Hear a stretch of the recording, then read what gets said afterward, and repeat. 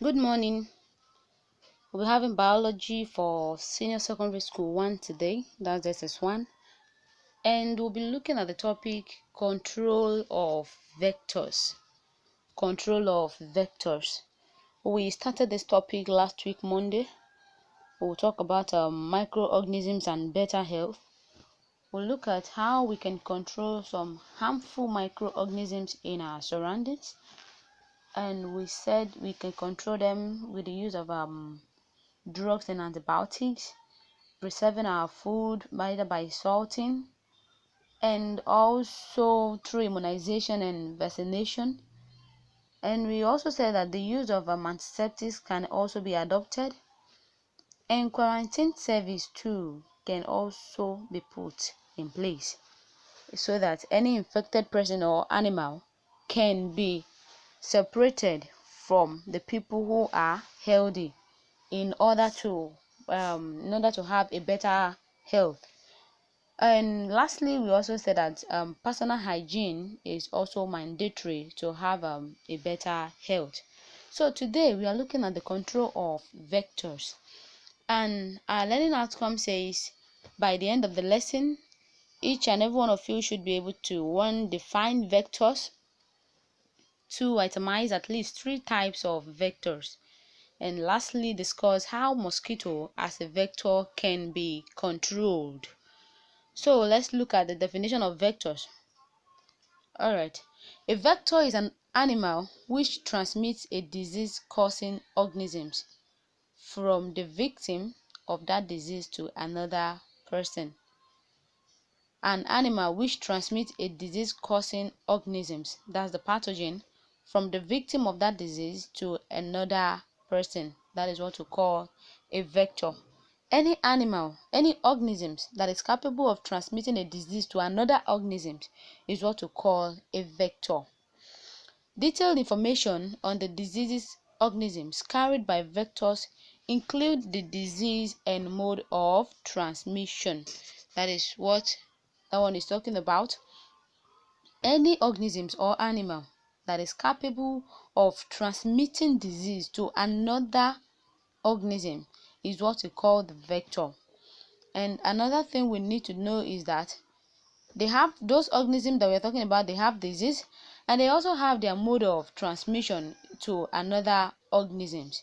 It might be through biting, it might be just through living inside the organisms, that's the host, it might be through food. All of this, when they are capable of infecting another organisms, then you call them a vector. And the mode in which they transmit that disease is also important for us to study too. So let's look at the types of vectors that we have. The following are different types of vectors. We have mosquitoes, housefly, lice, tsetse fly. All these one are types of vector. They are capable of transmitting disease from themselves to another organisms, especially in the case of mosquitoes that we all are familiar with. We'll be treating that this morning so we can understand this topic better. Okay, now control of mosquitoes. How can we control mosquito? First thing that we can do is that we can start by draining our swamp. What is swamp?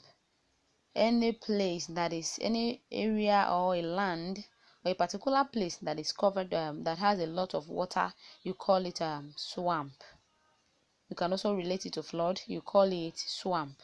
That is why it is not advised, it is not advisable to pour water on your in your surroundings. If you are doing that, you are breeding mosquito to come and bite you either in the daytime or at night.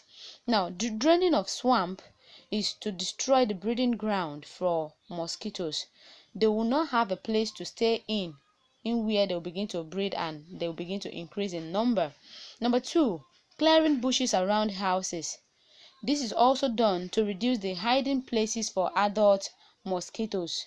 You can start by clearing the bushes around your house.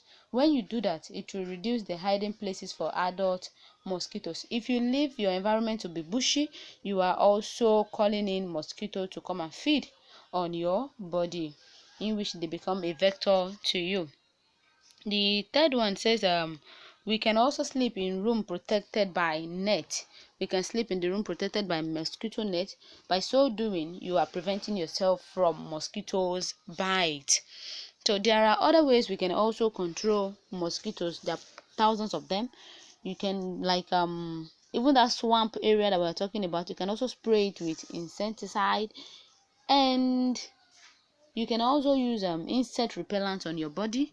Let's still continue on that. You can use insect repellent on your body to prevent mosquito bite as well. Another thing that you can do is the use of drug. Peradventure you have been bitten by a mosquito and you do not want it to result into sickness or any other thing, you can adopt the use of drugs. The use of drug can also be adopted. Certain drugs like chloroquine, they are taken to control or cure malaria fever. So we have methods, we have diverse way we can control mosquitoes. The first one, I said, draining of swamps, clearing bushes around the house, sleeping in room protected by mosquito net, and also you can spray insecticide on the swampy area, and you can also make use of drugs to cure malaria fever. So those are the things we can do. In summary and conclusion, let's look at other methods that we can also adopt, and let's take note of all the control that we've mentioned. Let's begin to apply them in our houses to prevent mosquito bite. Your assignment, you have to analyze more ways we can control mosquitoes. There are other ways that I've not mentioned that you can control mosquitoes, so I want you to think about it and send me your answer, your response, so I can mark, and we'll continue from there.